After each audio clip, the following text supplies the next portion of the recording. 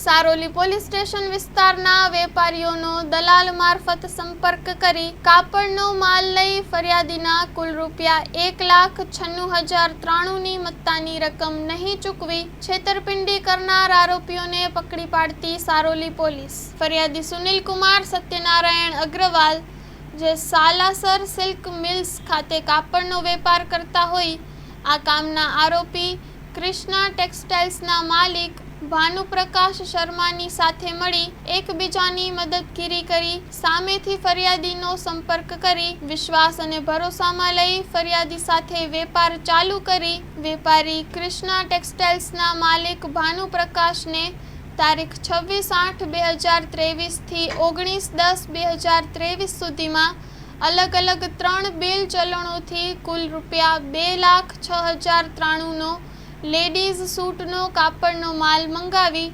જેમાં ₹10,000 ચૂકવી આપી બાકીના ₹1,96,093 આજ દિન સુધી નહીં ચૂકવી અલગ અલગ વાયદાઓ કરી ફરિયાદી સાથે છેતરપિંડી કરેલ। આ બાબતે સારોલી પોલીસ સ્ટેશન ખાતે ગુનો રજીસ્ટર કરવામાં આવેલ છે। Story report by Haresh Rajput, Surat.